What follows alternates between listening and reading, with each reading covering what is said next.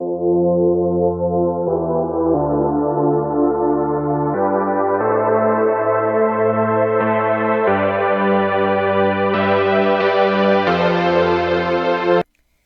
there, it's Stephanie Shea, Chief Astrologer for janspiller.com with your February 2021 Astrological Overview.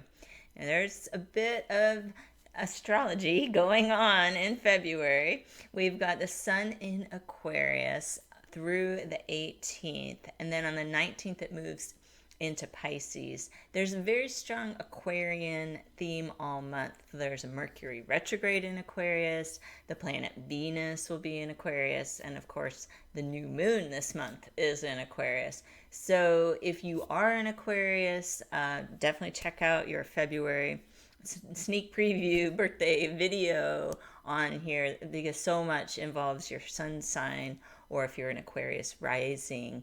But for everybody, Aquarian themes often bring a lot of energy. Aquarius is an air sign. It stimulates our intellect, gets ideas percolating.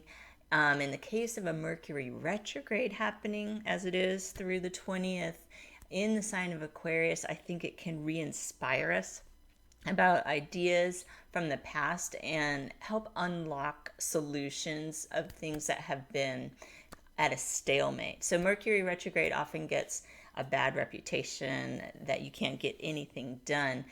And that comes from people who are trying to start something brand new during a Mercury retro.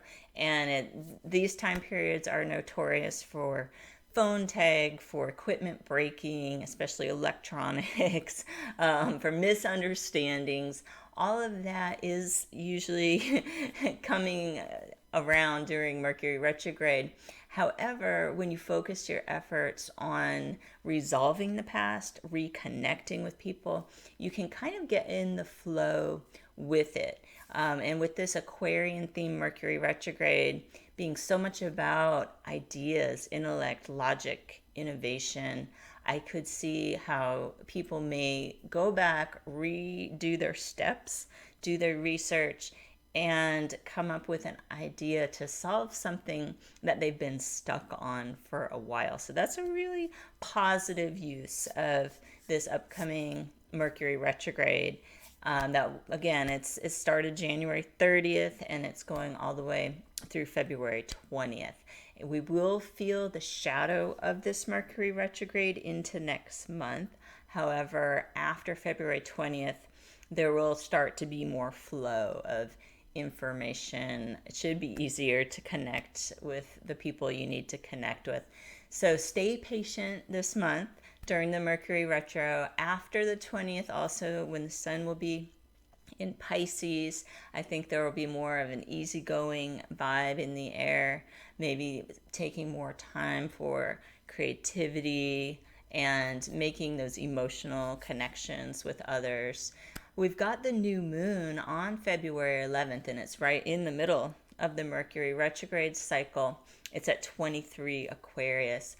And what I typically advise for new moons that fall within a Mercury retrograde is to focus on intentions that involve letting go of something. You can still state your intentions of something that you would like to manifest in the future. I don't have strict rules or anything regarding that, and Jan Spiller didn't either, but you just have to realize it could take longer to unfold. And at the next new moon that we're going to have in March, when we're out of the retrograde cycle, it would be a great time to review these new moon intentions from February 11th. And you may be surprised, some of them may not feel right, some of them will need revisions.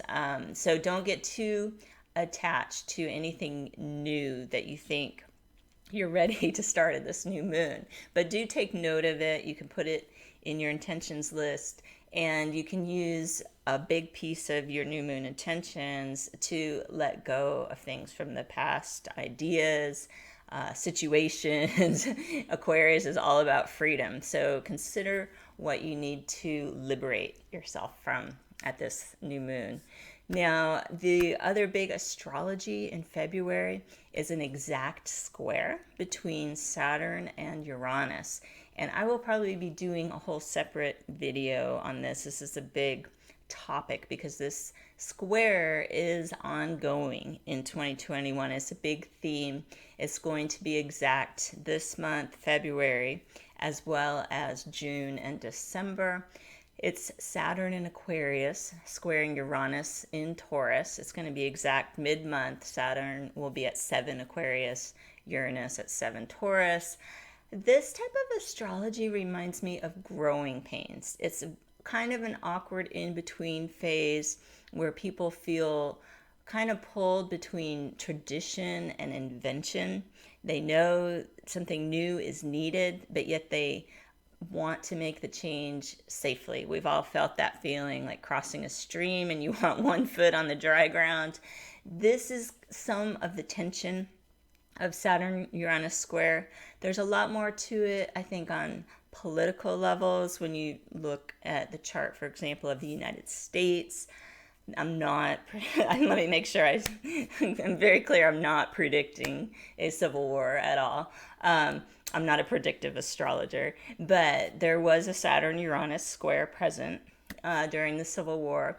And I think that theme can be indicated, the theme of change from the inside out, of one entity, say a country, a business, even two people in a relationship, needing to revolutionize something about what they're doing and then sort of being at odds about how do we do this? How do we get from A to B? So those are some of the thematic topics of Saturn square Uranus. On a personal level, I definitely think people are ready for some type of big change, but they want to feel secure and not just jump too far into the unknown. So I'm going to leave that there for now, and we'll be likely elaborating more on this Saturn-Uranus square of 2021. So look for that on this channel. Now we've got Venus in Aquarius most of the month from February the 2nd through February the 25th. And again, this is really celebrating the Aquarian themes of humanitarianism, helping out people in your community. It's a very friendly and giving type of energy, especially when expressed in Venus, celebrating your friendships, that type of thing. And we've got Mars in Taurus all month, which I think will help give a bit of a steady feel, even though Mercury will be retrograde and we've got some of this tense Saturn-Uranus astrology.